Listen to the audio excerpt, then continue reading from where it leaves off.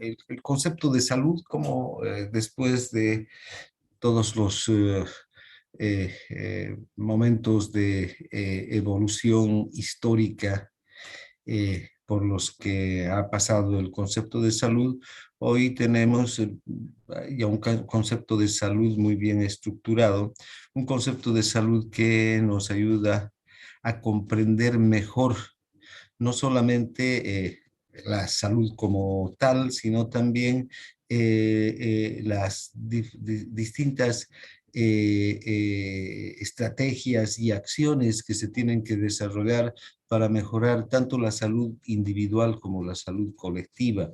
Um, eh, eh, estrategias que tienen que ver con la atención, con el cuidado de la salud, con la promoción de la salud, la prevención de la enfermedad. Eh, en realidad, todos los conceptos modernos y las estrategias modernas en las que está centrada la medicina para mejorar la atención y la salud de las personas. Bien, vayamos entonces a hablar de lo que es el concepto de salud.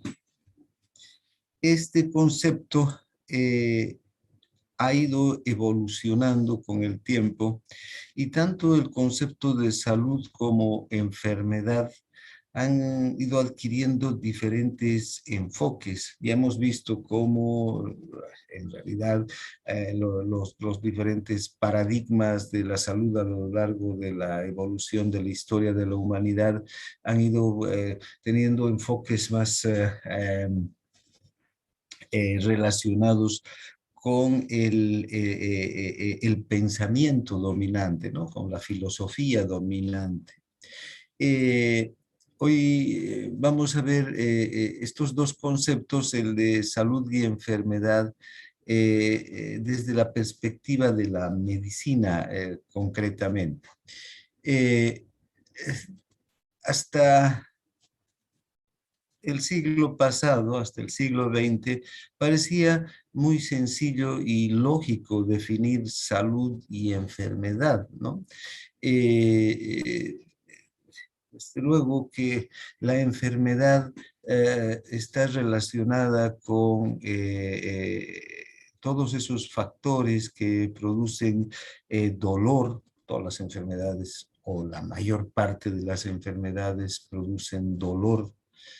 Eh, eh, el dolor, de hecho, es una manifestación fisiológica de daño de los tejidos.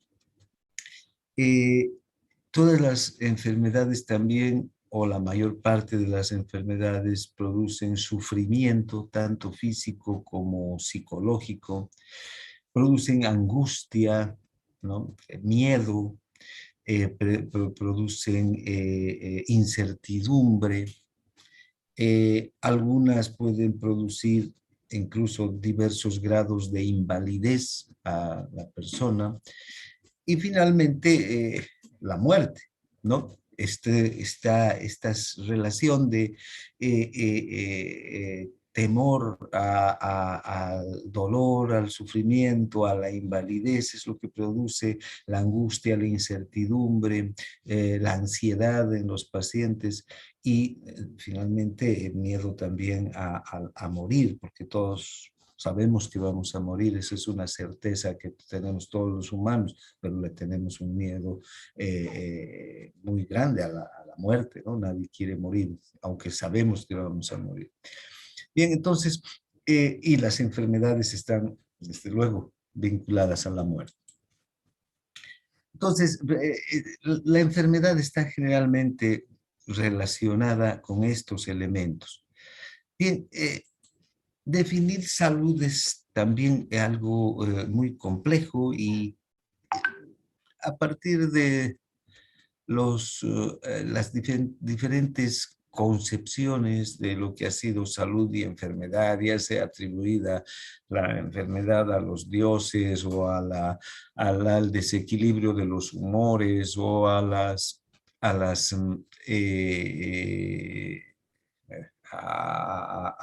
al incremento o decremento de una función o a diferentes factores que intervienen en la presencia de la enfermedad.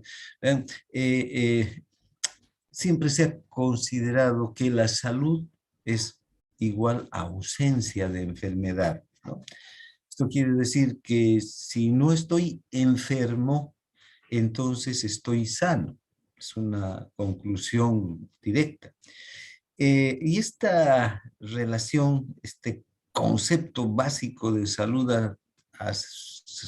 digamos, tenido vigencia, como les digo, independientemente de todas las concepciones referentes a lo que es la salud y la enfermedad desde el punto de vista de su génesis, de su evolución incluso, ¿no? Si estoy sano, entonces no estoy enfermo. Y si estoy enfermo, no estoy sano. Es una conclusión que parece lógica. Sin embargo, aquí hay que hacer algunas puntualizaciones que vale la pena analizar. Para empezar, hay muchos estados de alteración, ¿no?, de la función de algún tejido, de algún órgano, que no necesariamente se manifiestan con síntomas, con signos, eh, y que hay un proceso patológico que se desarrolla y que se suele manifestar en estadios ya muy avanzados, como por ejemplo diversos cánceres. Las personas ya tenían alteraciones anatomo-funcionales y no se manifestaban signos ni síntomas. Entonces, en ese momento, las personas, si uno les pregunta, ¿estás sano o estás enfermo?, desde luego dicen, estoy sano, pero sin embargo, vean, hay un proceso subyacente que está evolucionando hacia un desencadenamiento que puede ser grave para la vida de la persona.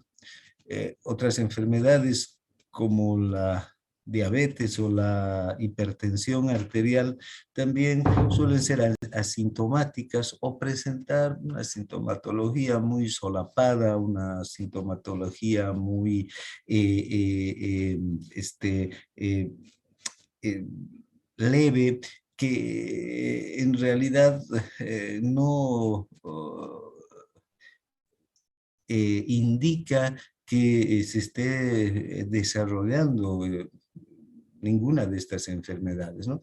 Estas enfermedades, como las denominamos en medicina, son enfermedades silenciosas que no tienen signos ni síntomas patognomónicos. ¿Qué quiere decir esto, patognomónico? Quiere decir que no tienen un síntoma o un signo que los caracterice.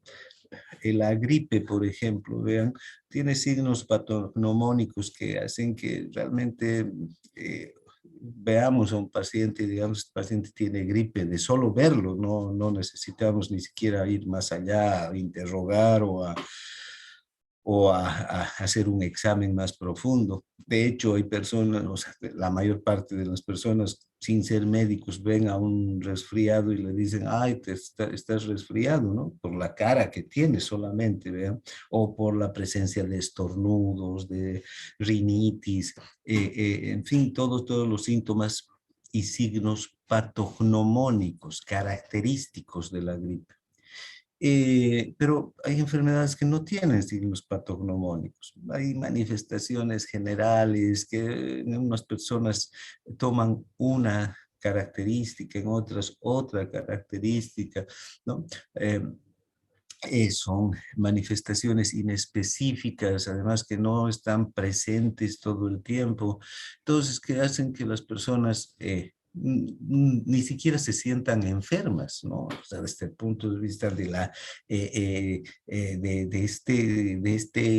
este criterio de que si no estoy enfermo, entonces estoy sano, ¿no? Sin embargo, se está desarrollando un proceso patológico grave en su organismo, ¿eh? Si, por ejemplo, si hacemos a un diabético que no presenta signos ni síntomas que nos indiquen que tiene diabetes, le hacemos un análisis de glicemia, es decir, vemos la presencia de glucosa en la sangre, recién ahí podemos tener el único signo que realmente tiene validez y que nos indica de manera, digamos, categórica que la persona está con un proceso de diabetes. Después ya se pueden hacer otros exámenes, otros análisis para ir viendo el grado de deterioro del organismo, pero el único que nos puede sí decir que ese individuo está cursando con diabetes es una hiperglicemia, una hemoglobina glicosilada alta. Después no hay más síntomas ni signos que nos apunten a que realmente ahí hay un proceso patológico. Lo mismo pasa con la hipertensión arterial. Un individuo no puede tener ningún síntoma ni signo, y cuando le tomamos la presión arterial, puede tener una presión alta. Y ya entonces vemos que hay un proceso patológico que se está desarrollando, ¿no? En el otro extremo también suele ocurrir que nos levantamos en la mañana con un dolor de cabeza, ¿no? Que nos produce una molestia, todo dolor es desagradable. Podemos pensar, ah, estoy enfermo de algo, ¿no? Y al mediodía el dolor de cabeza ha desaparecido y en la tarde ni nos acordamos que habíamos despertado con el dolor de cabeza. Estábamos enfermos, estábamos sanos. ¿Qué está pasando, no? Podemos hacernos los estudios necesarios también y no encontrar nada. O en la mañana despertar con, muy bien, sin ningún problema, a mediodía no tener apetito, estar inapetentes, un poco con malestar, y en la noche estamos otra vez bien, como si nada hubiera ocurrido. Estoy enfermo, estoy sano. Entonces, vean, eh, cuando hablamos de esta relación salud igual ausencia de enfermedad, nos estamos refiriendo a que hay una línea que separa la salud y la enfermedad. Una línea muy bien marcada. Si yo estoy sano, entonces no estoy enfermo, porque para estar sano tengo que estar en este lado de la línea. Y si estoy enfermo, no estoy sano. Sin embargo, se va observando que ya en la realidad, en la vida cotidiana de las personas, en el devenir de todos los días, esta línea es muy difusa, ¿no? O sea, podemos realmente, eh, incluso el propio estado de salud, vamos a ver después más en detalle, pero el propio estado de salud no ser tan evidente como el de enfermedad, ¿no? Porque claro, había una persona que tiene desencadenado un proceso patológico con síntomas, con signos, incluso con grados de invalidez, ¿no? De postración, ¿no? Evidentemente sufre un problema patológico, está enfermo. Pero en el lado de la salud es mucho más difusa la cosa, ¿no? Eh, Además, si comprendemos que nosotros no somos seres solamente conformados por células, órganos y tejidos, sino que tenemos también un componente esencial que es el componente psicológico.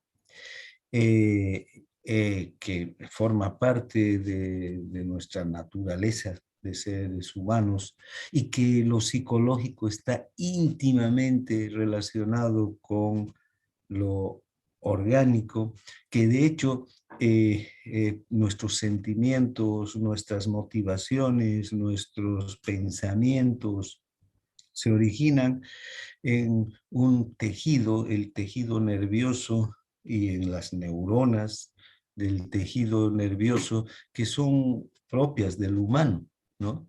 Que si no tuviéramos la organización del sistema nervioso tal como lo tenemos, dejaríamos de pensar, de sentir, de actuar, de pensar, de razonar como humanos y seríamos otra especie, como hay tantas especies, ¿verdad? Si observamos el sistema nervioso de una serpiente, ¿no? Tiene características muy diferentes, aunque obviamente somos parte de un mismo proceso evolutivo, hay similitudes, podemos hacer una anatomía comparada, digamos, entre el sistema nervioso de una serpiente y el nuestro, y ver cómo ha evolucionado nuestro sistema nervioso desde los reptiles, ¿no? Los primeros animales que han reptado, que han poblado la superficie de la Tierra, hasta los mamíferos, ¿no? Y luego los homínidos y finalmente los humanos. Podemos comparar desde el punto de vista anatómico similitudes, pero vamos a encontrar grandes, pero grandes diferencias que nos hacen que nosotros seamos humanos con las características de Homo sapiens, ¿no? Con pensamientos, con razonamientos, con sentimientos, con motivaciones diferentes a las que se producen en el resto de los animales del reino animal. Esto es debido a que tenemos un sistema nervioso que está organizado para eso. Entonces, lo psicológico está íntimamente relacionado con lo orgánico. Nuestros pensamientos, nuestras motivaciones, nuestra conducta tiene una base orgánica. Esto ya lo ha demostrado la neuropsicología, las neurociencias, la neurofisiología, ¿no? Que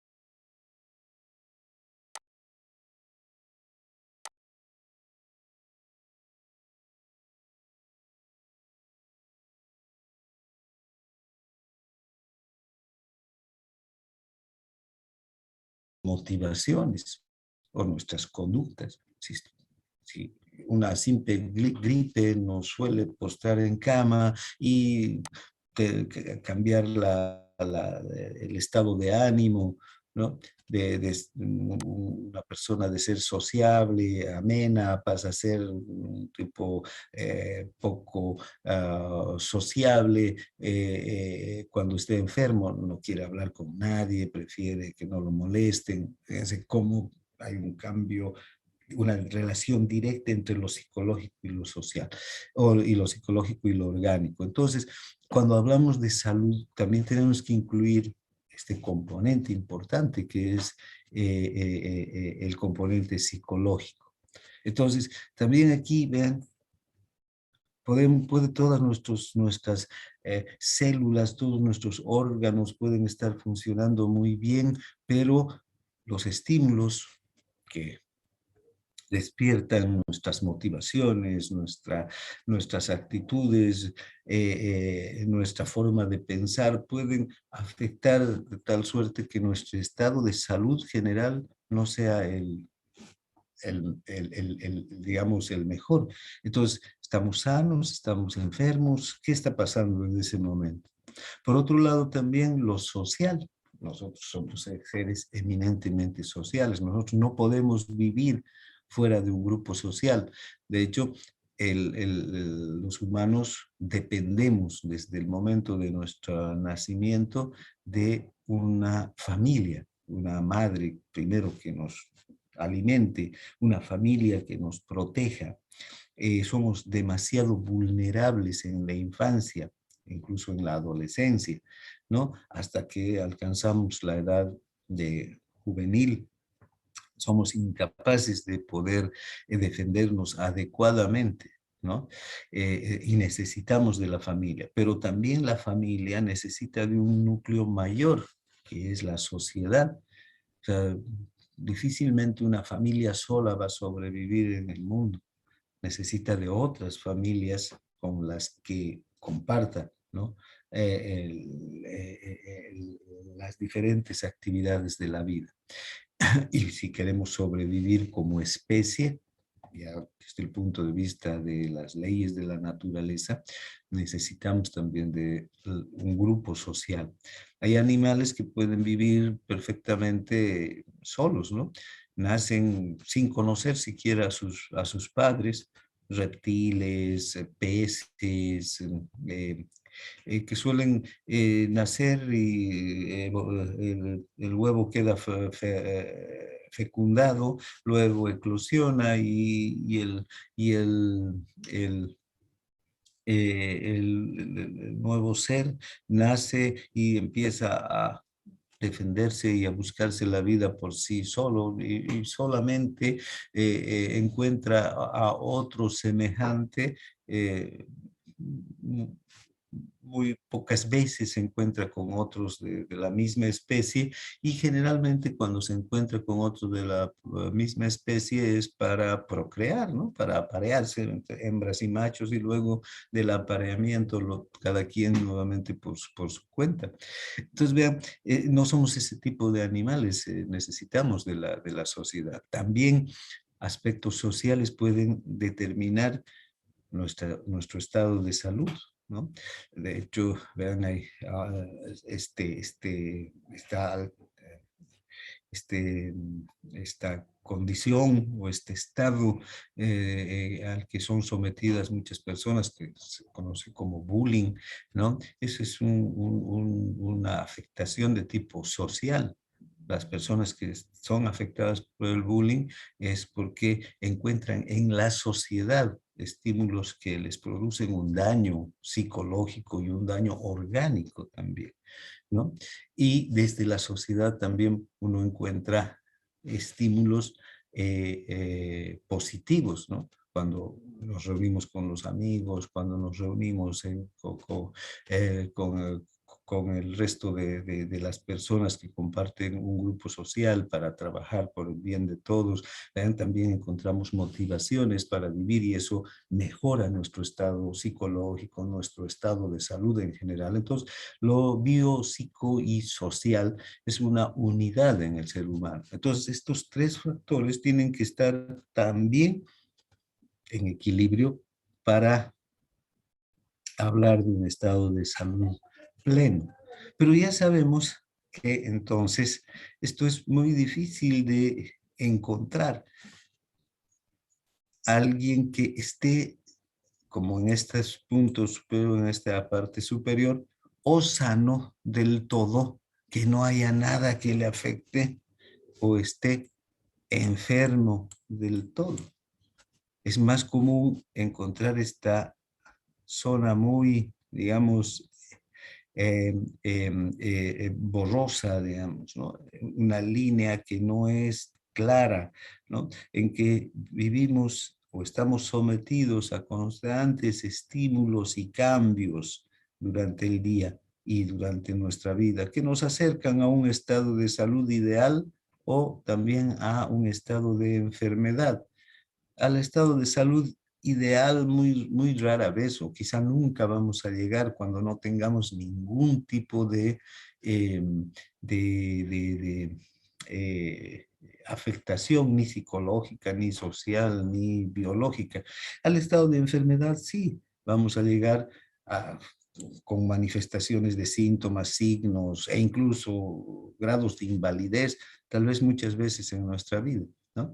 Entonces, definir qué es normal y qué es patológico siempre ha sido difícil y sigue siendo. De hecho, dentro de la medicina tenemos a dos representantes, o sea, dos representantes de dos corrientes, podríamos decir, de pensamiento. Uno es Claude Bernard. Bernard fue un fisiólogo, tal vez uno de los más grandes fisiólogos de la historia, francés. Vivió entre el año 1813 y el año 1878. Fue uno de los que más descubrimientos fisiológicos y más aportes hizo a la fisiología, que era una ciencia, digamos, en gran explosión. Eh, Él decía que se puede determinar lo normal cuando ya se hablaba de qué es normal y qué es patológico. Se puede determinar lo normal por medio de la estadística. Él atribuía a la estadística la posibilidad de determinar qué es normal y qué es patológico. Dice, ¿no? Lo normal se puede ver manifestado en una medición estadística, en la desviación estándar, partiendo de que todas las variables biológicas siguen una distribución en campana de Gauss. ¿Qué es la campana de Gauss? No es nada más que una figura, una gráfica, diríamos, más o menos así. A ver, voy a borrar esto. No ha salido bien.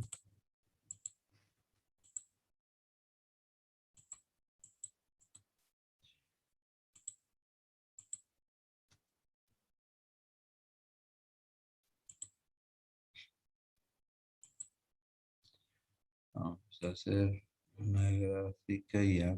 Y bueno, más o menos así. Esta es una gráfica de campana de Gauss. ¿Cómo se construye esta gráfica? Partiendo del promedio o media aritmética. El promedio se obtiene con una fórmula estadística muy sencilla de dividir todas las observaciones que tienen una característica entre el número total de la población. No me voy a ponerles a enseñar estadística aquí, pero que deben tener nociones por el colegio. El promedio entonces es lo que va a determinar la parte más alta de la campana. Luego, a partir del promedio o media aritmética, se sacan las desviaciones estándar, ¿no? La primera, la segunda, desviación Doctor, estándar. ¿Sí? perdón que lo interrumpa, es que están pidiendo si les puede ingresar, se les puede internet a algunos compañeros de... ¿Y qué, sus compañeros no llegaron ahora a clases?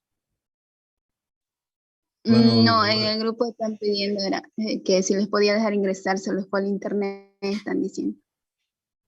Ya se estaban en les fue el clases y se les fue. internet.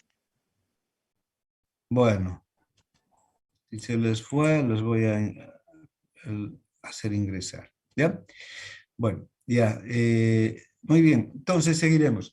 Entonces, esta campana de Gauss nos muestra que el promedio sería la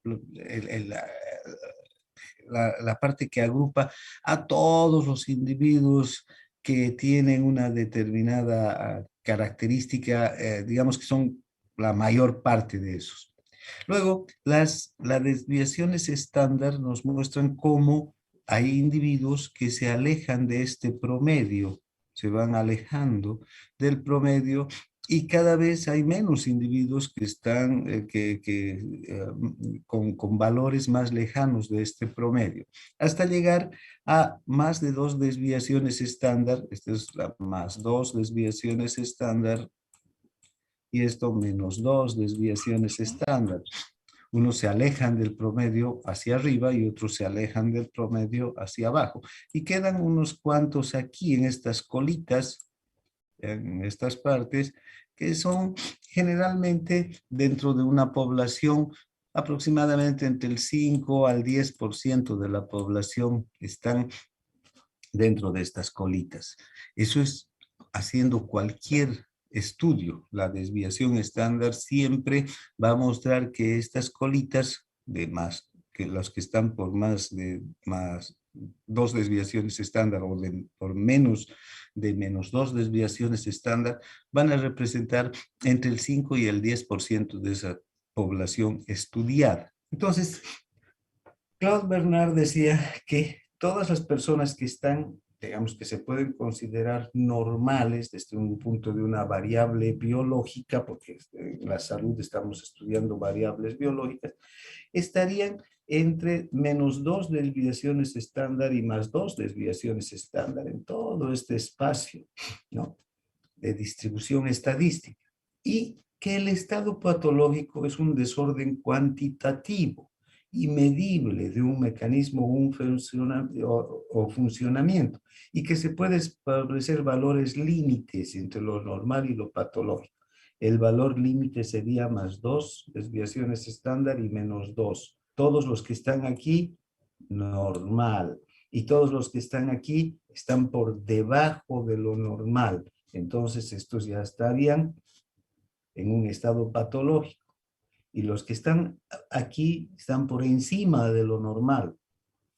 Y también están en un estado patológico. Y él se respaldó con estudios.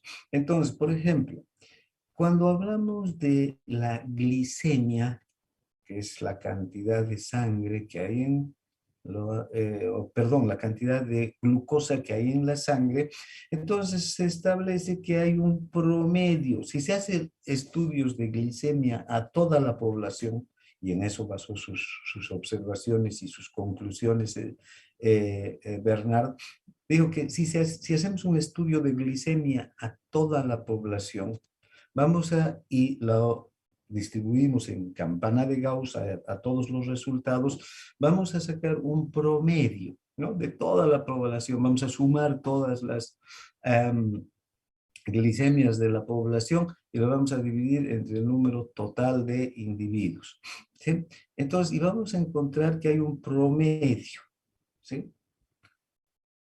Ese promedio tiene que ser este que venga acá. En la glicemia, el promedio sería el de más o menos 70 miligramos por decilitro, ¿sí? 70 miligramos por decilitro. Sería el promedio normal para todo individuo. Pero hacia arriba y hacia abajo también se distribuyen los estudios. No todos tienen 70 miligramos por decilitro. ¿Sí? Es más, los menos van a tener 70 miligramos por decilitro. Muchos van a estar por encima de 70 miligramos por decilitro y otros van a estar por debajo. Y si entonces hacemos un estudio de desviación estándar, vamos a ver que muchos van a estar entre el promedio y la primera desviación estándar y otros entre la primera desviación estándar y la segunda desviación estándar hacia arriba, y otros incluso por encima de la segunda desviación estándar, de más 2 desviaciones estándar. Otros van a estar por debajo del promedio hasta menos 1 desviación estándar, otros entre menos 1 desviación estándar y menos 2 desviaciones estándar, y otras incluso por debajo de menos 2 desviaciones estándar. Entonces, veo que todos los que estaban entre menos 2 y más 2, se podría decir que tienen una normoglicemia. Todos estos que están distribuidos aquí están con una glicemia normal. Los que están por encima de más 2 tienen 90 miligramos por decilitro. Y los que están por debajo, 60 miligramos por decilitro. Como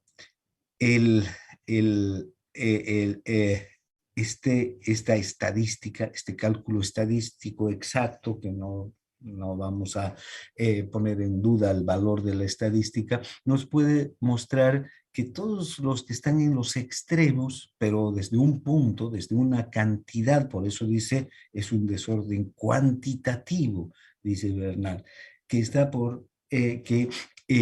y que se manifiesta, como dice el positivismo, del cual Bernard es un gran representante, todo lo que está en exceso o está en defecto va a ser considerado patológico.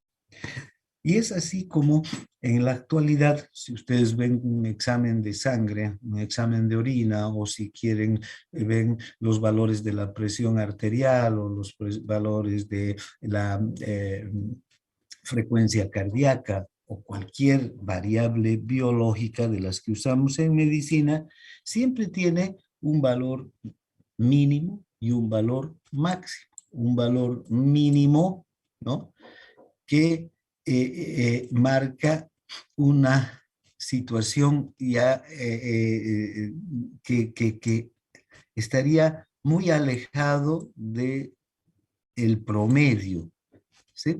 Este valor mínimo nos indica una deficiencia hipo.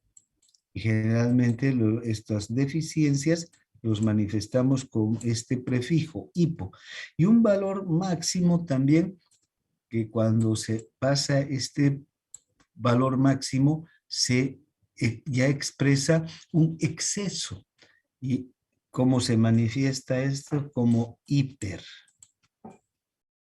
El prefijo hiper generalmente suele utilizarse para indicar este exceso. Y entre el punto de que empieza el hipo y el hiper está todo este espacio grande que es lo normo. Normo. O estado, digamos, que podríamos indicar como normalidad. ¿Sí? Entonces, vean, hay la normoglicemia, la hipoglicemia, la hiperglicemia. Todos los pacientes que están entre 60 y 90, 95 miligramos por decilitro, podríamos decir que están en un estado de normalidad. No nos preocupamos. Los que están por debajo de 60, entonces sí, estos tienen hipoglicemia. Y podrían estos pacientes con hipoglicemia empezar a tener algún tipo de alteración que se puede manifestar incluso con síntomas, con signos como mareos, desmayos o coma finalmente. En el extremo de la hipoglicemia hay el coma hipoglicémico. En el otro extremo también, los que están por encima de 95, 100 miligramos por decilitro, ya los vamos catalogando como hiperglicémicos. Y si tienen algunas alteraciones, ya los podemos aquí diagnosticar como diabéticos. Lo mismo con la presión arterial. La presión arterial no es un valor fijo. Se dice que la presión arterial es 120 milímetros de mercurio la sistólica y 80 milímetros de mercurio la diastólica. Eso es un promedio.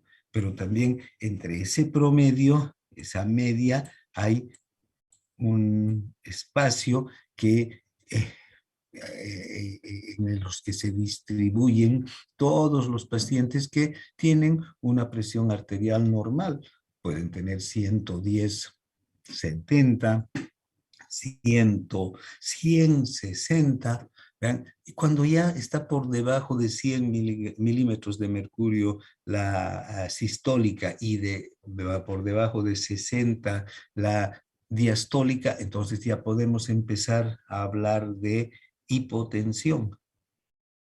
¿Sí? O si está por encima de 140 milímetros de mercurio la sistólica y de 90 milímetros de mercurio la diastólica, ya podríamos hablar de hipertensión. ¿Ven? ¿Quién marca esos puntos de hiper o hipo? La estadística, por medio de esta campana de Gauss, de la distribución en campana de Gauss. Eso es lo que manifiesta Claude Bernard. Es un gran aporte a la medicina. De hecho, hoy en día nosotros nos guiamos para el diagnóstico con los estudios de laboratorio, con los resultados de las pruebas, medir la presión arterial y otro tipo de pruebas que nos dan valores muy puntuales, ¿no? Valores cuantitativos que nos permiten guiarnos en el diagnóstico. Si tomo la presión de una persona y esa persona tiene 90, 50, entonces yo pienso, esta persona está con hipotensión. Y llego a esa conclusión porque millones de pruebas, pero miles de pruebas que se han hecho y a las que se les ha aplicado esta fórmula estadística, han demostrado que estar por debajo de 100 la sistólica y de 60 la diastólica ya podemos catalogarlos de hipotensión porque están por debajo de -2 desviaciones estándar al aplicar esta fórmula estadística. O si es hipertenso, puedo decir con categoría, esta persona está tiene hipertensión, porque a millones de personas que se les ha tomado la presión arterial y a a ese estudio que se ha hecho, a ese estudio de miles de individuos, han demostrado que los que están por encima de +2 desviaciones estándar tienen valores de más de 140 y más de 90. ¿No? Entonces, vean, ese es el valor del aporte de Bernard. Entonces, Bernard nos dice que podemos, vean, demostrar, dice, ¿no? O determinar lo normal por medio de la estadística, partiendo de este supuesto de que todas las variables biológicas, todas las variables se distribuyen en esta campana de Gauss. Cualquiera sea el estudio que hagamos de lo que sea del líquido cefalorraquídeo, de la orina, del volumen corpuscular del eritrocito, de la concentración de hemoglobina, de la frecuencia cardíaca, de la presión arterial, de la frecuencia respiratoria. Cualquier variable biológica, cuando hacemos estudio en miles de personas, a esos resultados aplicamos la estadística y obtenemos estos resultados. Y podemos encontrar los resultados que nos indican que hay una hipofunción o una hiperfunción y quienes están dentro de una función normal. Bien, entonces, para terminar, ustedes vean un análisis de sangre, un informe de análisis de sangre. Siempre van a ver el informe glóbulos rojos, la cantidad que tiene el paciente y dice al lado, dice referencias o límites de referencia y ahí está la menos 2 desviaciones estándar, que es el límite inferior, y más 2 desviaciones estándar, que es el límite superior. Entonces ahí nos guiamos, ¿no? Si está dentro de lo normal o está en hipo o en hiperfunción, esa variable que estamos estudiando. Bien, entonces, Bernard entonces decía que la medicina es la ciencia de las enfermedades. En cambio, la fisiología era la ciencia de la vida, porque la medicina estudia precisamente las alteraciones, decía, ¿no? Y la fisiología estudia lo normal. Por eso es que hoy en día, cuando hablamos de fisiología, se dice que es el estudio normal de las funciones bioquímicas, físicas, biológicas del organismo humano. Para Bernard, la medicina era quien debería estudiar las enfermedades, porque además decía él que las enfermedades se manifiestan como por medio de síntomas y signos, pero estos síntomas y signos, o sea, no son fenómenos totalmente ajenos al estado de lo normal, sino son preexistentes y que se manifiestan cuando hay enfermedad. Entonces, el estado de enfermedad es un estado que subyace en el individuo sano, pero que se manifiesta en un exceso o en un defecto cuando hay una alteración en el funcionamiento del organismo. Después, cuando el organismo está funcionando normalmente, no hay un exceso o de deficiencia en el funcionamiento de un órgano. Ahora, decía que toda enfermedad tiene una función normal respectiva, de la cual solo es una expresión perturbada, exagerada, aminorada o anulada, ¿no? Bien, Bernard tenía un pensamiento guiado por el positivismo.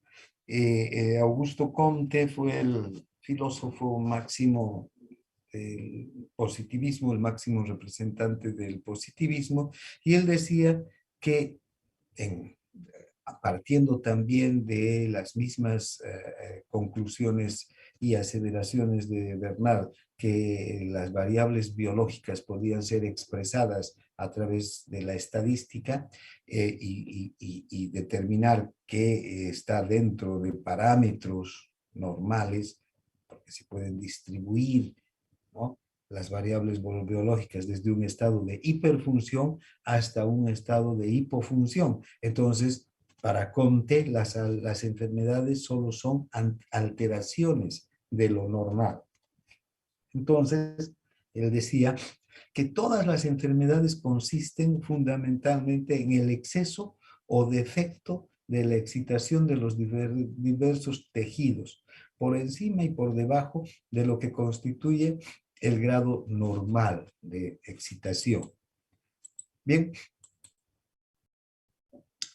todo iba perfecto con Bernard y el positivismo, hasta que a mediados del siglo XX, este médico, George Canguilhem, publicó este libro, Lo normal y lo patológico. Él también es un médico francés, que hizo otro tipo de observaciones. O sea, él no cuestionó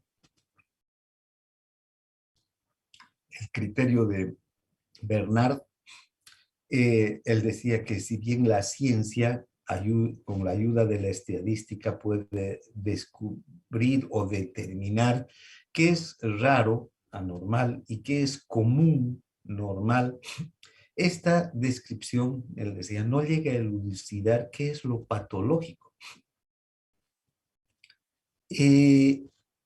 Porque una cosa es lo que estamos observando desde el punto biológico, pero nos estamos olvidando de otro elemento, decía Canguilhem, y que está presente en las enfermedades y que está presente en el individuo, porque el individuo no solamente es biológico.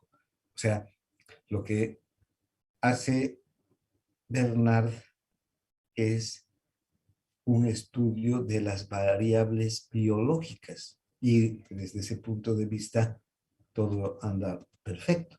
Entonces la ciencia y con la estadística puede descubrir lo raro o anormal, estos extremos de hipo o hiperfunción que acabamos de ver gracias a la estadística, ¿no es verdad? Pero todo esto no llega a elucidar, a definir, a determinar qué es lo patológico.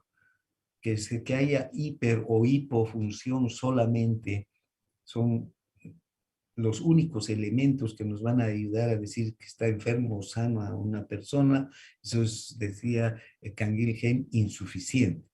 Él decía que para ello, para poder llegar a determinar si una persona está sana o enferma, con toda categoría, es necesario admitir un criterio de valor, un criterio convencional. Entonces, él decía que la enfermedad es el estado anormal o patológico que predispone al organismo a un resultado adverso, dañino y susceptible de ser tratado, pero también que la enfermedad es un predicado dominado por su aspecto valorativo y convencional también, ¿no? ¿Ven? En especial cuando se refería a las enfermedades más que involucran los aspectos psicosociales y que prácticamente todas las enfermedades van a involucrar el aspecto psicosocial, pero hay algunas que involucran más el aspecto psicosocial, desde luego, como son las enfermedades mentales. Vean, decía que haciendo un estudio así rápido de cómo evolucionó la propia psiquiatría hasta el siglo XX.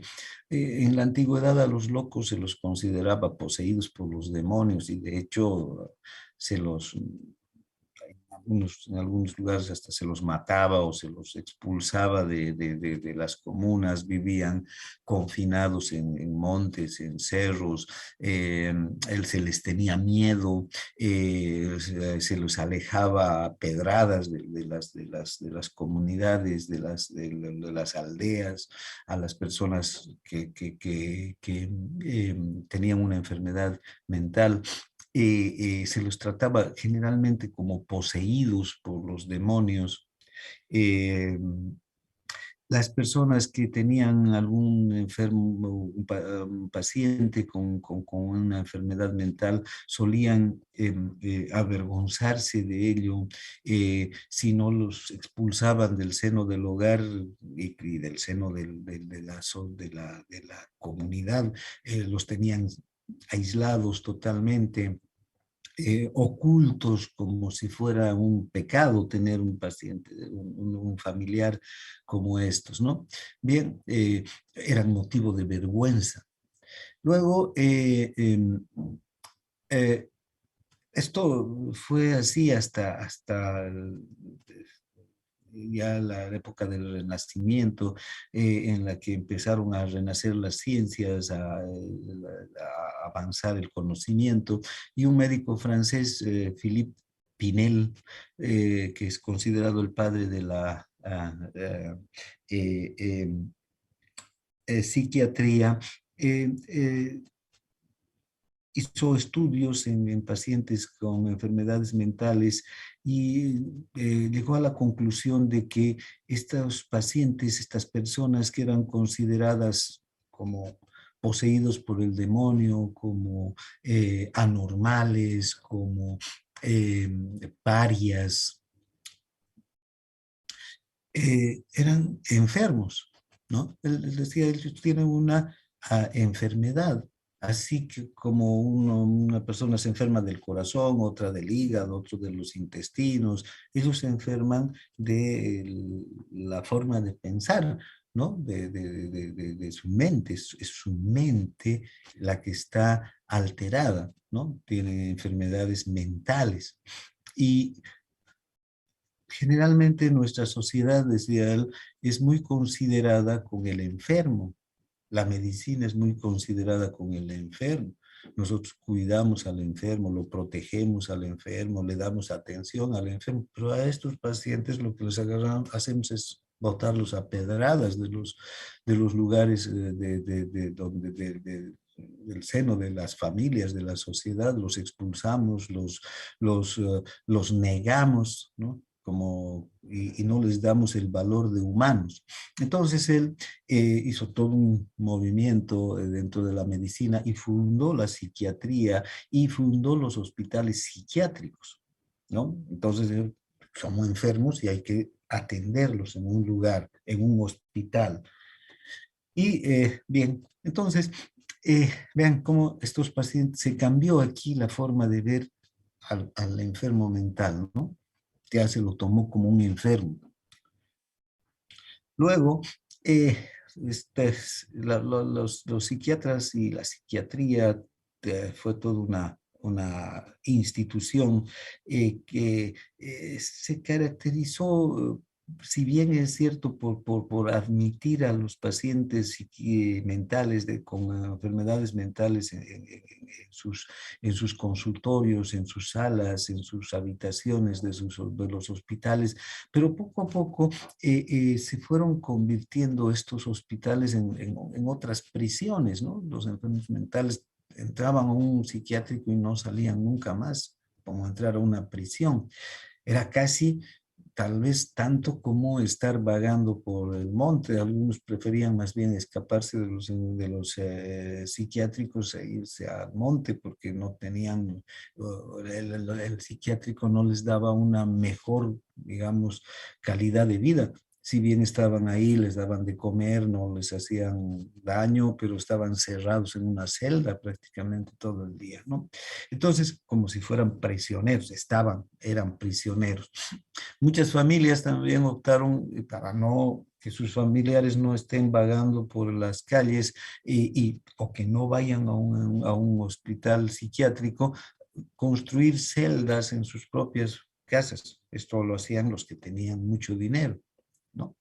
Y eh, hasta que en el siglo XX esto empezó a cambiar también. Se observó que las enfermedades mentales podían ser tratadas, mejor tratadas, y no solamente aislar al paciente en un en una celda, convertir los psiquiátricos en otras prisiones. Entonces, podía tener mejor tratamiento, ¿no? En base a fármacos que realmente iban al síntoma de los pacientes. Aparecieron, por ejemplo, los antipsicóticos que empezaron a mejorar las condiciones de vida de los pacientes. Y poco a poco esto ha ido cambiando y hoy en día tenemos muchos pacientes que podrían estar en el siglo XVI o en el XV o en el XIV siendo considerados como locos, como poseídos. Muchos de estos pacientes hoy en día, gracias a un nuevo enfoque, vean, son considerados personas con características diferentes simplemente y que pueden además desempeñarse como cualquier otra persona en la sociedad, están integrados a la sociedad, trabajan, pueden tener sus crisis, pero una buena atención, un buen enfoque de la atención del paciente ha cambiado y en especial no solamente ha cambiado el criterio de tratamiento, sino también ha ido cambiando la mentalidad de la sociedad respecto a este tipo de personas. Ha ido cambiando este criterio de valor, este criterio convencional. Lo que hace 2 siglos era patológico y hace 10 siglos era una posesión demoníaca y hace 2 siglos era algo patológico, eran anormales estas personas, ¿no? Hoy día los vemos como normales, con criterio, con simplemente con algo diferentes al resto de los demás, pero son parte de la sociedad y los admitimos como gente común y corriente, como somos la mayor parte, y que tenemos los mismos derechos y podemos desarrollarnos dentro de la mayor, digamos, libertad posible. ¿Ven? Cómo ha ido cambiando este criterio de valor, este criterio convencional. Y de hecho, estén ustedes seguros de que muchas personas que hoy en día trabajan, tienen familia, se desempeñan en la sociedad, hace 20 o hace 200 años estarían considerados como anormales y hace 500 o 600 o 700 años serían considerados poseídos del demonio o demonios mismos, ¿no? Entonces vean cómo este criterio de valor, este criterio convencional que la sociedad le da a una determinada situación puede también influir en lo que nosotros decimos o afirmamos como normal o anormal. Y esto en la salud, en el concepto de salud tiene mucha importancia. Otro ejemplo rápido es el de la homosexualidad. Hace, no sé, 200 años a los homosexuales.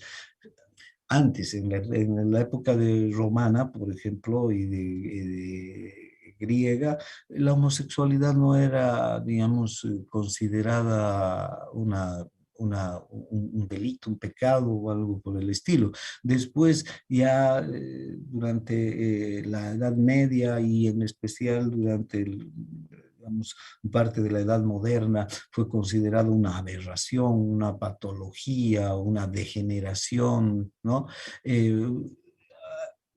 Criterios moralistas aquí atribuían a las personas que tienen esta situación, esta característica de que son homosexuales, los mostraban como aberraciones de la naturaleza, como anormalidades, ¿no? E incluso a principios del siglo XX hubo médicos que decidieron cambiar este criterio con una buena intención, pero dijeron no son anormales, no son aberraciones, no son eh, eh,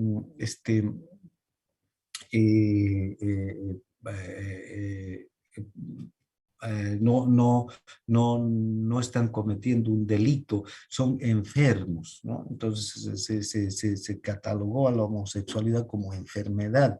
Se empezó a tratar, incluso los endocrinólogos dijeron que, bueno, un varón homosexual necesitaba hormonas masculinas y una mujer homosexual necesitaba hormonas femeninas. Se empezó a tratar con hormonas.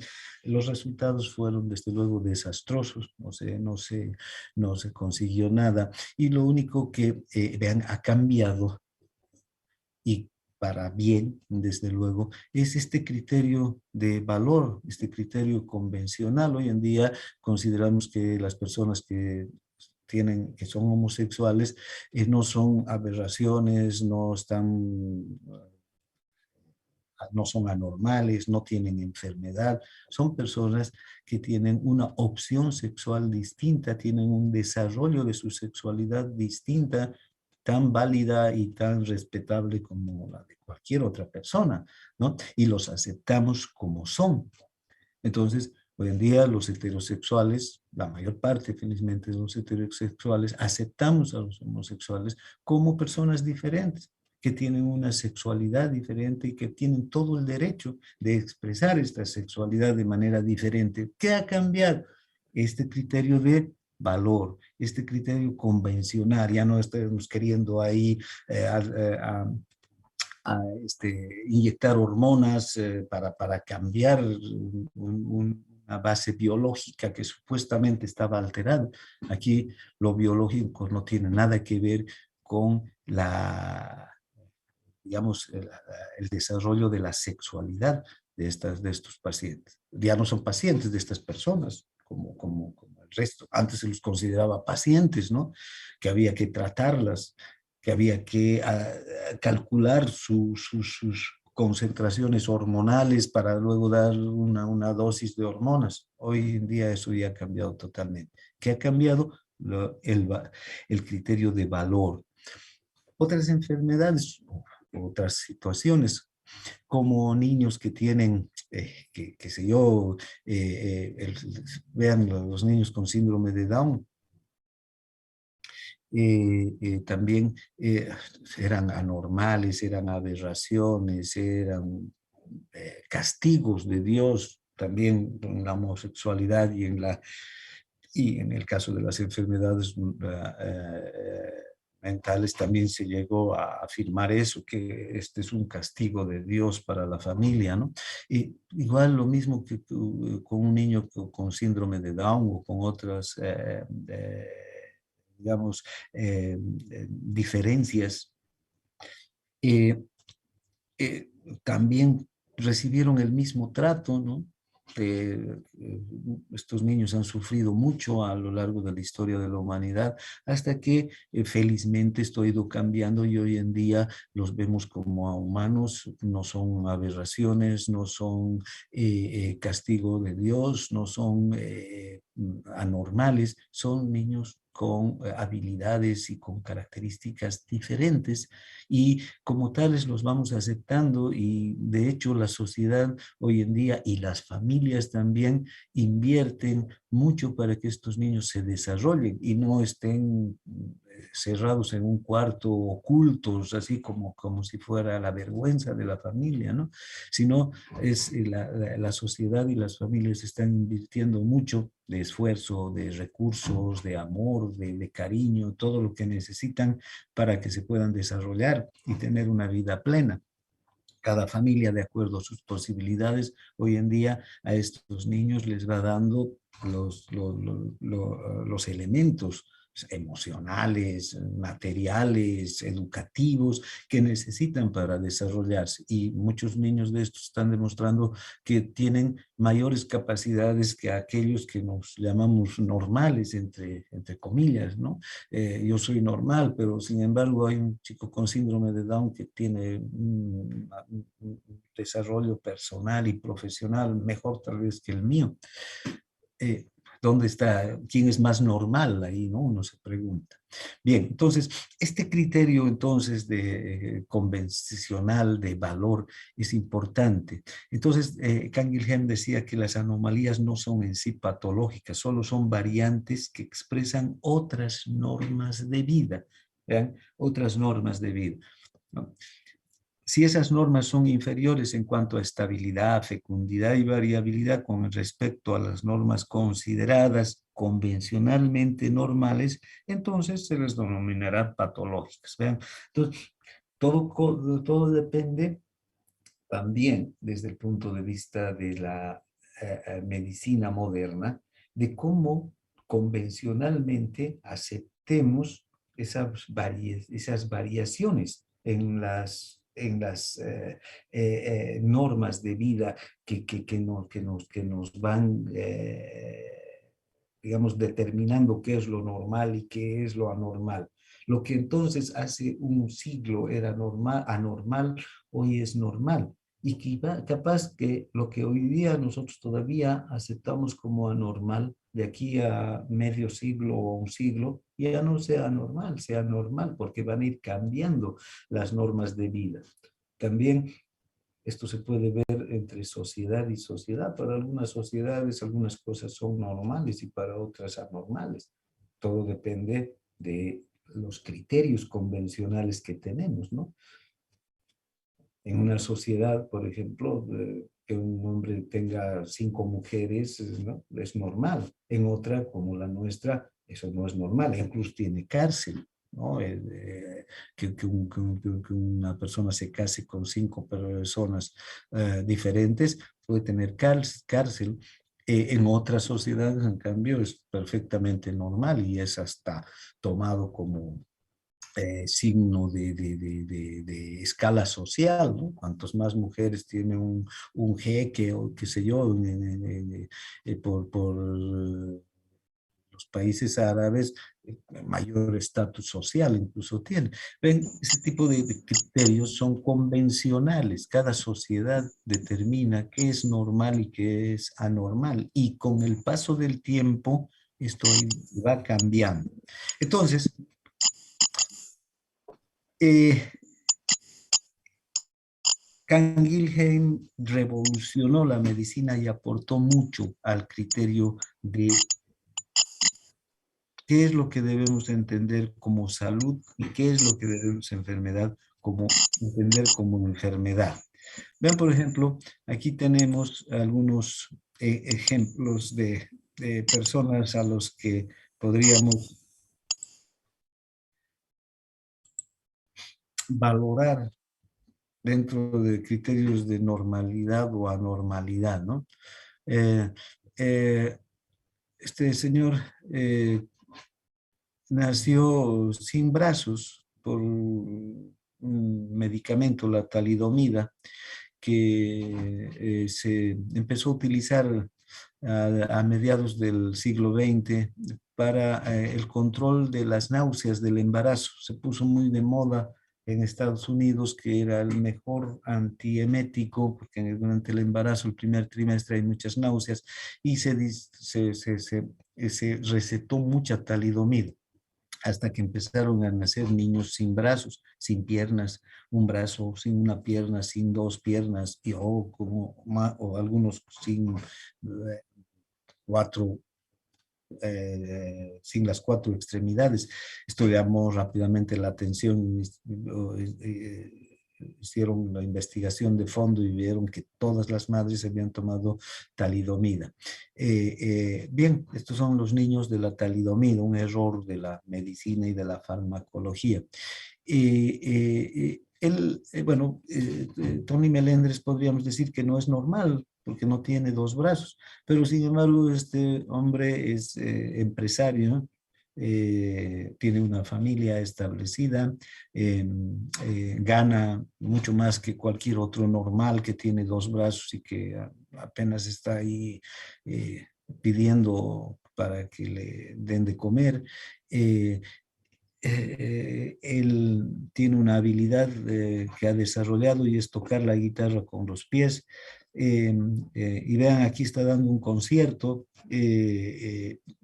Es que no solamente rasga o hace unos cuantos sonidos y para decir, ah, qué bien, mira, saca 2 notas con los pies este señor, ¿no? Toca como no digamos como un maestro de la guitarra, pero puntea, o sea, deja impresionados. De hecho, este es un concierto que él participó cuando el Papa Juan Pablo estuvo en Estados Unidos. Entonces, muestra que eh, los criterios de normalidad y de anormalidad también son muy difusos, ¿no?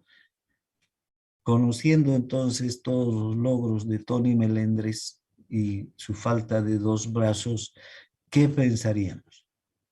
¿Que esta persona es normal o es anormal? ¿Dónde está el criterio de normalidad aquí, no? Entonces, vean, es lo que dice Canguilhem en el fondo. A él le faltan 2 brazos, pero puede desempeñarse y desarrollarse como cualquier otro ser humano, o más tal vez que muchísimos de los que conocemos, que son incapaces de mantenerse por sí mismos. Entonces, aquí el criterio este de normalidad o anormalidad no encaja mucho, ¿no? En una línea divisoria. Este señor que está aquí tiene 2 brazos, este es normal y este es anormal. No está muy clara la línea. Lo mismo, aquí hay ejemplos de chicos exitosos con síndrome de Down, que otros normales no pueden ni soñar alcanzar el éxito que han tenido ellos, porque la sociedad, con un cambio de mentalidad desde el punto de vista de las convencionalidades, de los valores que damos no solo a las cosas, sino a las personas, vean, ha cambiado. La sociedad ha cambiado y, como les decía hace un momento, tanto las familias como los propios estados tienen una visión diferente sobre los niños con capacidades diferentes. Y entonces a estos niños hay que darles oportunidades adecuadas para que se puedan desarrollar. Entonces, estos niños son anormales o son normales. Ustedes conocerán muchos niños que no tienen esta condición, que apenas están pasando de curso porque el papá va a pedir al profesor e incluso a enojarse y hasta amenazar para que el niño pase de curso, ¿no? Eso se ve frecuentemente. Estos niños se destacan por sí solos, ¿no? No necesitan de eso. Bien, entonces, ¿cuál es más normal? Entonces, lo normal y lo patológico no tiene mucha, no tiene una línea divisoria como para decir esto sí es normal y esto es anormal. Y eso llevado al concepto de salud y enfermedad, con los ejemplos que les he dado y muchísimos más que ustedes pueden ir analizando a partir de ahora, van a ver que el concepto de salud igual ausencia de enfermedad o enfermedad igual ausencia de salud no es tan categórico, ¿no? Entonces, esto fue, este concepto, este criterio de que salud es igual ausencia de enfermedad fue cuestionado y fue analizado a fondo el siglo XX. Con todos los aportes de Bernard, de Canguilhem, y si les digo de estos dos, simplemente es que son las cabezas de corrientes de pensamiento muy importantes dentro de la medicina, además la psicología, la antropología, la sociología también empezaron a aportar con relación a qué es lo que debemos entender como salud y como enfermedad. Y se llegó a un primer concepto de salud diferente a este de salud igual a ausencia de enfermedad, porque este concepto no corresponde a la realidad. No hay un límite claro entre lo normal y lo patológico. Entonces, el concepto de normal varía con el tiempo, como hemos visto, y entre sociedades también, ¿no? Lo que para unos es normal, para otros puede ser anormal. Y con el tiempo, convertirse en lo que unos piensan como anormal, convertirse en normal conforme va pasando el tiempo, ¿no? Bien, y finalmente esta es una definición negativa. Si queremos definir algo, tiene que ser una definición positiva, afirmando las características esenciales de ese algo que estamos definiendo. Si yo quiero definir qué es una mesa, entonces tendré que describir las características de la mesa para poder definirla, ¿no es verdad? No voy a decir qué es una mesa, es lo que no es una silla, ¿no? ¿Qué es un hombre? Un hombre no es mujer. Estoy por lo negativo, no estoy diciendo qué es el hombre o no estoy diciendo qué es la mesa. Estoy diciendo lo que no es, pero no estoy diciendo, no estoy definiendo lo que es. ¿Sí? Si quiero definir a un hombre, tendré que definirlo, decir que tiene características genotípicas, fenotípicas y describir estas características genotípicas, los cromosomas X, Y, las características fenotípicas como la estructura del cuerpo, los genitales externos, etcétera. ¿Vean? Entonces tendré que ir describiendo las características de un hombre para poder entender y tener una idea de lo que es, y no decir un hombre no es una mujer. Eso es lo que pasa aquí. Estamos diciendo salud lo que no es, pero no estamos refiriéndonos a qué es salud.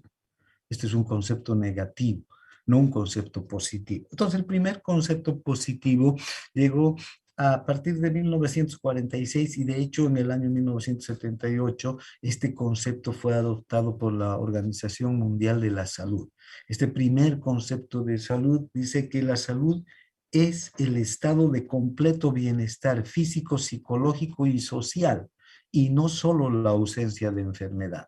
¿Ven? Este es un primer concepto muy interesante que ya nos está dando un criterio de definición positiva, nos está diciendo qué es el completo bienestar y además está incorporando las esferas de las que está compuesto, digamos, el humano, o las dimensiones, la física, psicológica y social, engloba las tres dimensiones, ¿no? Lo físico, que es esencial para la salud, o sea, si nuestro hígado se vuelve hígado graso y luego se hace fibroso, estamos entrando en un estado de cirrosis y nos vamos a enfermar y morir, ¿no es verdad? Entonces lo físico es esencial, pero también lo psicológico, tan importante como lo físico, y lo social. Estas tres dimensiones del humano están íntegramente relacionadas entre sí, están estrechamente relacionadas. Cualquier alteración física va a afectar lo psicológico y va a afectar lo social. Cualquier problema o afectación social va a tener un impacto psicológico y físico. Y lo mismo, cualquier trauma o alteración psicológica va a tener un impacto en lo físico y en lo social. Están íntegramente relacionados e íntimamente relacionadas estas tres dimensiones. Entonces, ya tenemos un primer concepto que aporta una definición positiva y muestra nuestra naturaleza integral, biopsicosocial, pero tiene también limitaciones. Rápidamente se observa que este concepto es demasiado estático. ¿Por qué? Porque dice que es un estado de completo bienestar. Otra vez volvemos a esta línea, ¿no? Estoy sano o estoy enfermo, porque este estado de completo bienestar quiere decir que la salud es una cosa en la que siempre tengo que estar en completo bienestar. Si dejo de tener completo bienestar, entonces ya no estoy sano. Y volvemos a, a la integralidad. No necesitamos que nuestro hígado se destruya para no estar completamente sanos, ¿no? Porque también pueden haber afectaciones psicológicas o pueden haber afectaciones sociales que vayan a marcar este estado o a afectar este estado de completo bienestar. Y cuando vemos el estado de completo bienestar, llegamos a la conclusión de que en la mayor parte de los seres humanos, muy pocas oportunidades tendremos pues un estado de completo bienestar. Y esas pocas oportunidades son muy ligeras, ¿no? En tiempo también, ¿no? Porque de hecho en este momento me siento en completo estado de bienestar, pero inmediatamente surge una preocupación, ¿no? De respecto a mi trabajo, a la salud de mi familia, a la salud o inquietudes por la situación política del país que nos empiezan a inquietar. Lo social, lo psicológico, forman parte de nuestra estructura. ¿Sí?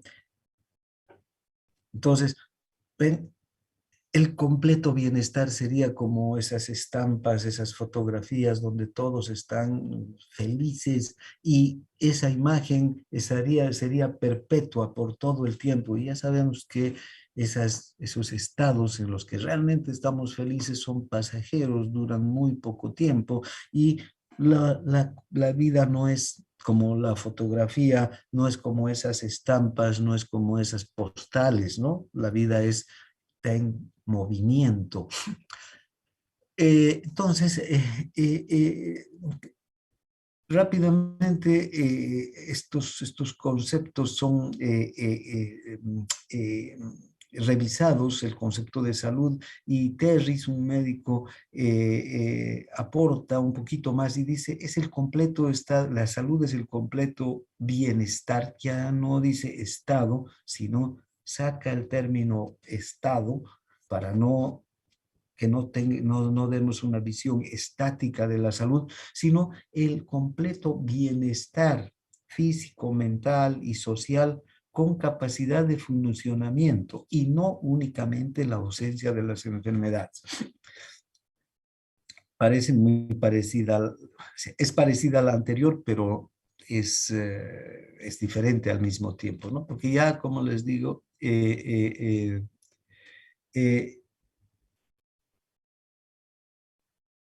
dice el estado de completo bienestar, físico, mental, social, con capacidad de funcionamiento. Cuando se refiere a la capacidad de funcionamiento, dice que podemos nosotros atravesar diferentes mm, altibajos, cambios, ¿no? Desde el punto de vista del bienestar físico, por ejemplo, puedo estar con un ligero dolor de cabeza o amanezco con dolor de espalda o tengo una sensación de malestar estomacal, pero eso no me impide que vaya al colegio o vaya a la universidad o vaya a trabajar o cumpla con mis actividades, mis compromisos sociales, ¿no? ¿Ven? Entonces, si puedo funcionar, estoy en estado de salud, ¿no? Lo mismo, puedo tener algún tipo de afectación emocional, psicológica, pero si eso no impide que cumpla con mis actividades, estudie, trabaje, cumpla con mi rol social, cumpla con mis responsabilidades familiares, con los padres, con los hijos, con la pareja, qué sé yo, dependiendo de cada quien en su rol dentro de la sociedad y de la familia. Entonces, podemos decir que está en un estado de salud, ¿no? De bienestar físico, mental y social, dentro de parámetros aceptables porque tiene una capacidad de funcionamiento, a pesar de que tenga cierto tipo de alteraciones en el estado físico, mental y social, ¿no? Entonces, hay ese paso que da el concepto de salud.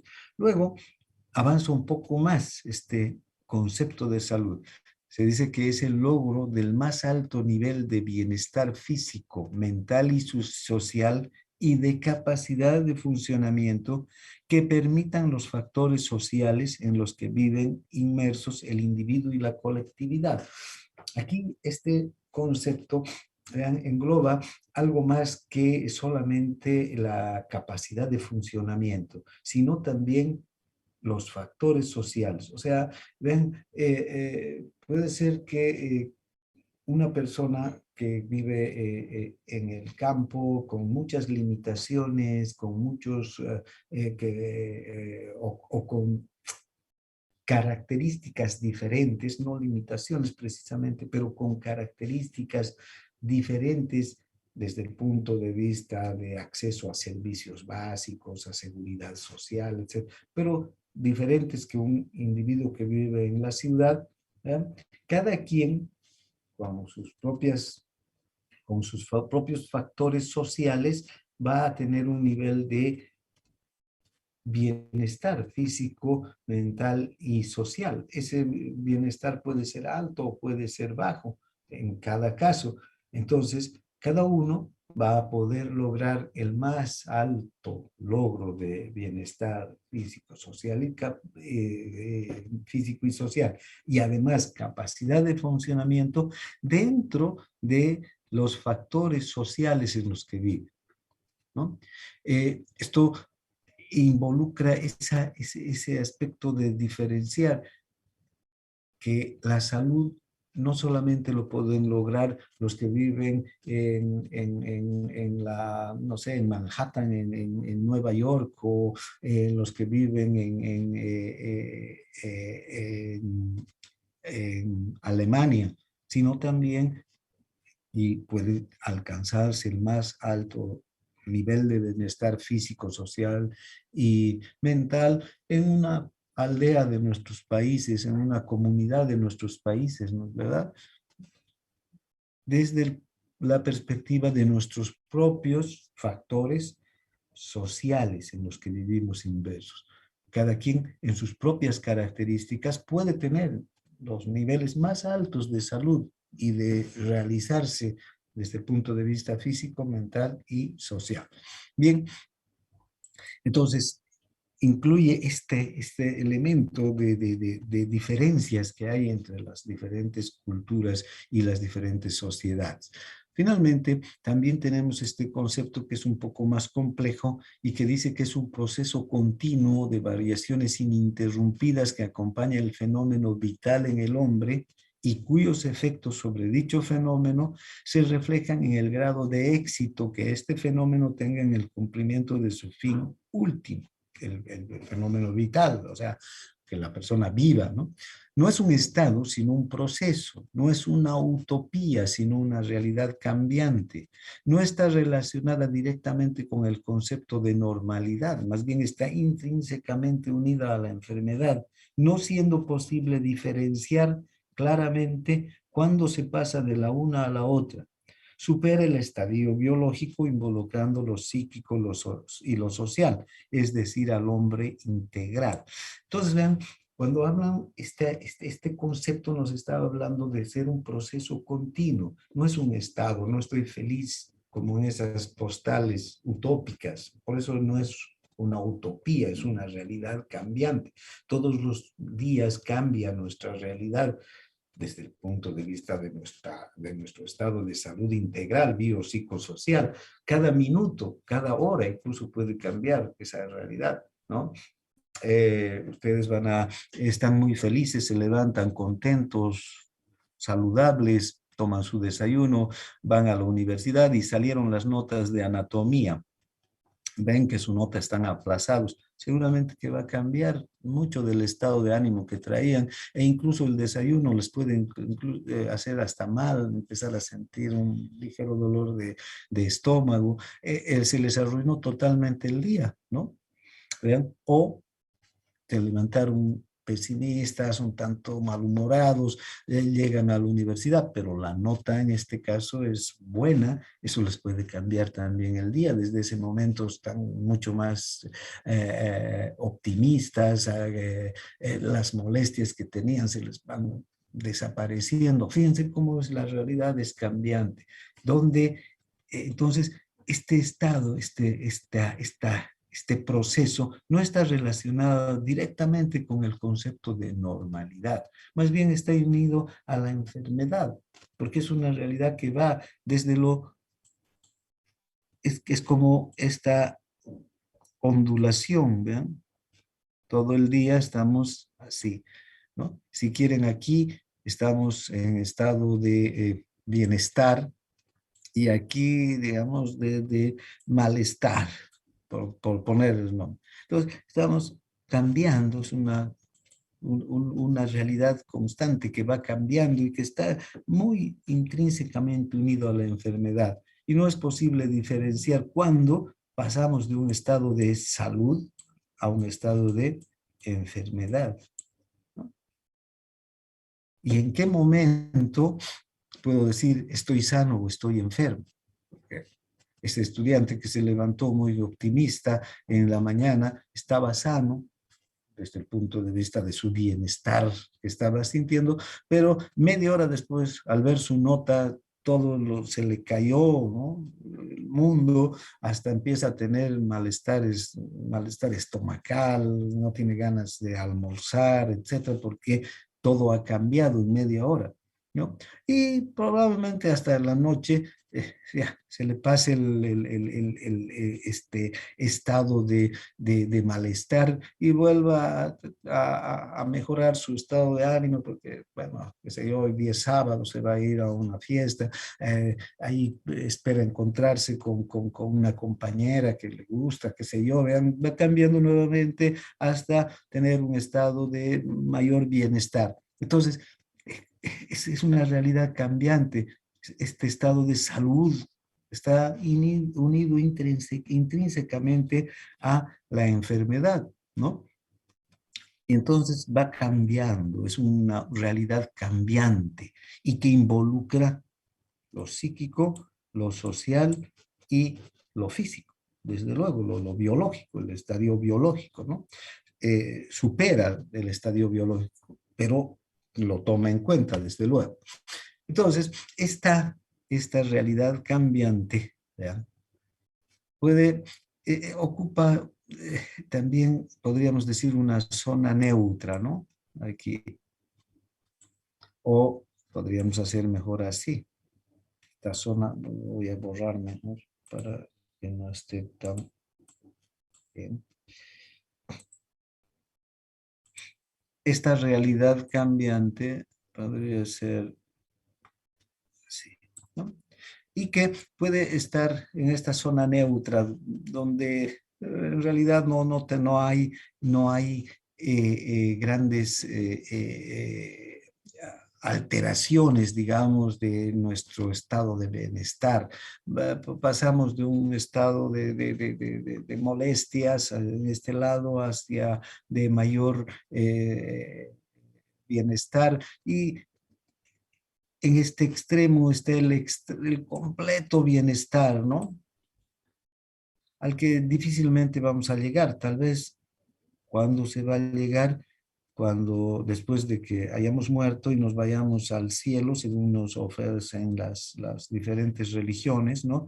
Y ahí vamos a gozar de una felicidad perpetua. Ya no va a haber males, ya no va a haber dolores, ya no va a haber preocupaciones, vamos a vivir un estado de completo bienestar.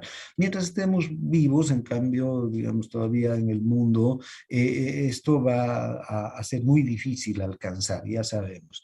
Siempre va a haber altibajos, siempre va a haber estos cambios. Y donde sí podemos llegar y donde seguro que vamos a llegar también es a la muerte, ¿no? Y vean, entre la zona neutra y la muerte, que ya sería el extremo, está lo que se conoce como la salud negativa. En esta salud negativa sí ya empiezan a aparecer síntomas, signos de enfermedad que pueden además venir, traer consigo invalidez, ¿no? Invalidez. Y vean que cuando hablamos de invalidez no estamos hablando solamente de que una persona esté en silla de ruedas o tirada en una cama postrada por meses ahí, no, también un grado de invalidez, por ejemplo, trae la gripe, ¿no? Vean, la gripe nos postra, tenemos fiebre, tenemos dolor de cabeza, estornudos, rinitis, más queremos estar tirados en la cama que haciendo alguna actividad, ¿no? Entonces, generalmente cuando entramos en este estado de salud negativa y aparecen síntomas y signos ya manifiestos de una enfermedad, también está vinculado con diversos grados de invalidez, ¿no? Ahora, dependiendo de la gravedad de la enfermedad, nos va a acercar más a la muerte y a una mayor invalidez todavía, ¿no? Bien, entonces, lo que nosotros este concepto nos muestra entonces este proceso continuo de variaciones ininterrumpidas, ¿no? En el fenómeno vital, en la vida de las personas. No es un estado, es un proceso, no es una utopía, es una realidad cambiante, no está directamente relacionada con la normalidad, está unido a la enfermedad, no siendo posible diferenciar claramente la una de la otra. Entonces, fíjense, cuando hablamos de salud es un proceso que varía, todo, a cada minuto puede variar, ¿no? Y que nos acerca a una salud positiva, de mucho bienestar, pero también a una salud negativa. ¿Y qué va a determinar que lleguemos nos acerquemos más a esta salud positiva o más a esta salud negativa? Estos factores, que se los conoce como factores determinantes de la salud. Estos son factores biológicos, factores sociales, culturales, económicos y los propios servicios de salud. ¿Ven? Si ustedes ven esta gráfica que he puesto aquí abajo, tenemos la vida, las ciudades, los pueblos, la, la vida de muchas personas. Cuanto más afecten estos factores, ¿no? Podemos tener una salud más positiva o una salud más negativa. Por ejemplo, hay factores biológicos como la herencia, como la nutrición. Si estamos, si no tenemos genes que nos predispongan a enfermedades graves, vamos a disfrutar de una salud más positiva. Pero tal vez tengamos genes que nos predispongan más a una enfermedad grave, vamos a ser más afectados por una salud negativa, con signos, síntomas de enfermedad, ¿no? O el estado nutricional también, el estado inmunológico puede acercarnos más a una salud positiva o a una salud negativa. Los factores sociales también, ¿no? Para empezar, por ejemplo, la economía. No necesariamente la plata compra la salud, pero es evidente que las personas que más recursos económicos tienen, más pueden invertir en su salud también, ¿no? Si se enferman, pueden comprarse un medicamento, hacerse un examen. El que no tiene ni para un paracetamol.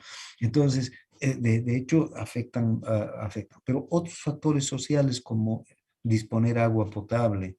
Si una persona dispone de agua potable, una familia dispone de agua potable, una sociedad dispone de agua potable, más salud positiva va a tener. Si no dispone de agua potable, tiene que tomar agua contaminada, más salud negativa va a tener, ¿no? En los niños que adquieren diarreas infecciosas, muchos terminan en la muerte antes de cumplir 1 año, antes de cumplir 5 años. O los que no tienen alcantarillado, o los que no van a la escuela. Las familias que no van a la escuela tienen mayor salud negativa, más morbilidad y más mortalidad también temprana que los que tienen mayores grados de instrucción.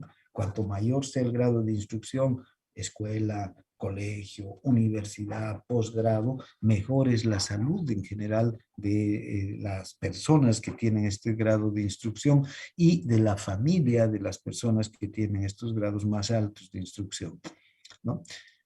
Por ejemplo, vean, es muy raro que dentro de una familia de profesionales, tanto el hombre como la mujer, el esposo como la esposa, siendo profesionales, los niños mueran por diarrea, por desnutrición. Es rarísimo, ¿no? En cambio, es más común en personas que tienen bajos grados de instrucción, que son analfabetos, que apenas han llegado a la escuela. Ahí se concentra, y si ven las estadísticas, ahí es donde más se concentra, en ese tipo de familias es donde más se concentra la mortalidad infantil, incluso la mortalidad materna.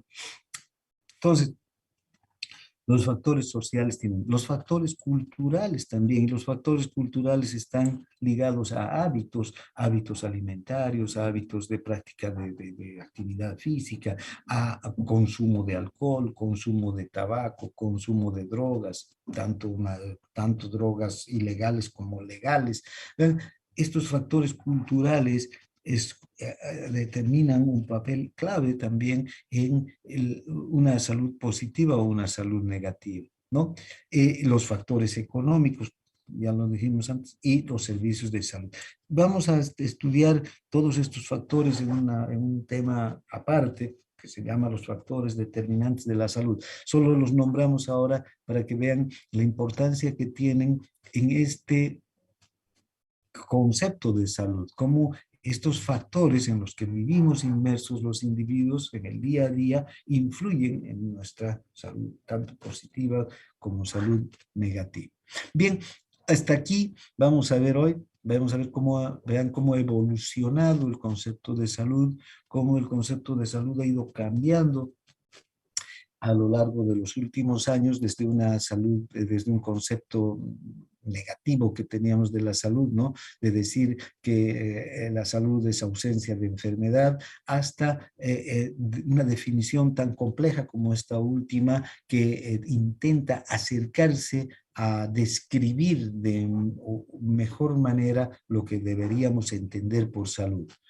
Desde luego, este es un concepto dinámico, va a ir cambiando, van a irse incorporando nuevos elementos y así tiene que ser. De hecho, cuanto más elementos se incorporen al concepto de salud, más también parámetros van a haber para las acciones en beneficio de la salud, ¿no? Tanto acciones de atención, de prevención, de promoción de la salud. Bien, hasta aquí vamos a llegar hoy. La anterior semana no les he dado tarea, ¿no? No, doctor. No, doctor. Bien. No sé si alguien quiere comentar algo sobre todos estos temas que acabamos de hablar.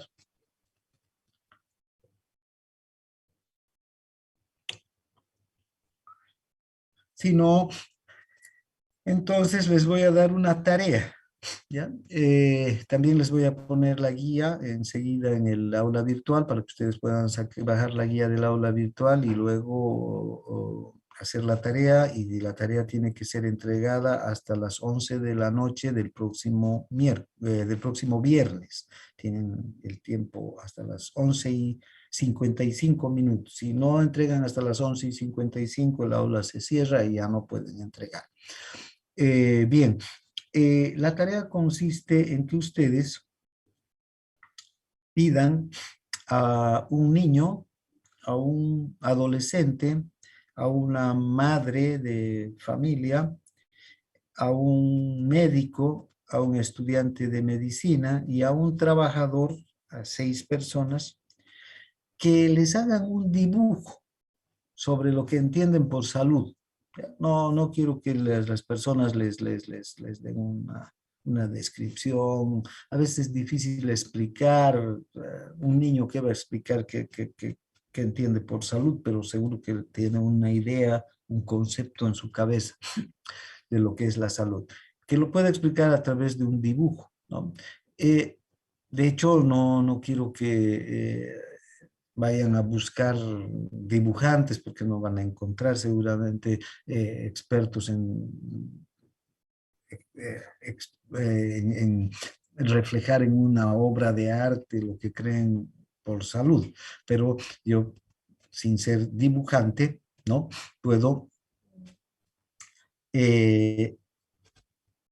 expresar un concepto de salud, ¿no? La salud es, digamos,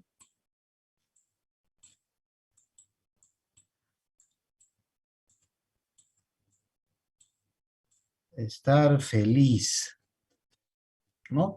Con mi pelota jugando y en el parque.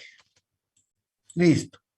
Eso puede un niño hacer, ¿verdad? Explicar, incluso una persona como yo, que no es dibujante, que no soy niño tampoco, podría explicar algo así, ¿no? U otro dirá, la salud es el hospital, ¿no? El hospital, tener hospital con su ambulancia ahí al lado. Listo. Esto es salud. Ambulancia. así, su cruz. Listo. Otro dirá, no, la salud es medicamentos. Medicamentos. No puedo dibujar aquí, perdón. Medicamentos, una jeringa, ¿no? Pastillas y jarabes. Listo.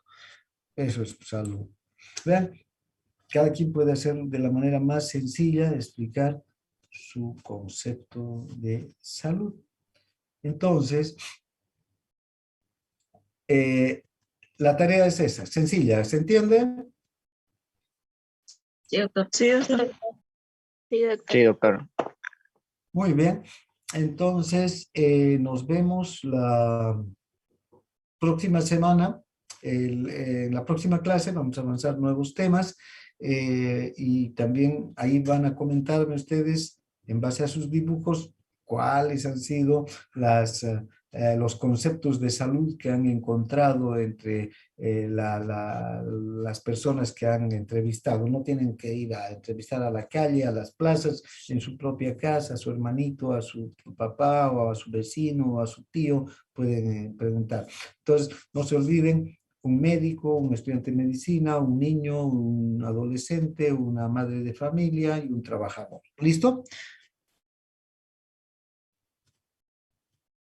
Doctor, disculpe, solamente es que ellos puedan expresar mediante dibujos que es salud nada más. Nada Y- más. ¿Qué entienden por salud? Nada más. Nada más. Ok, muchas gracias. Muy sencillo, ¿no? Doctor, una pregunta más. El dibujo lo tienen que hacer esas personas mismas, ¿no? Ellos, claro, claro. Por eso, esas personas que hagan.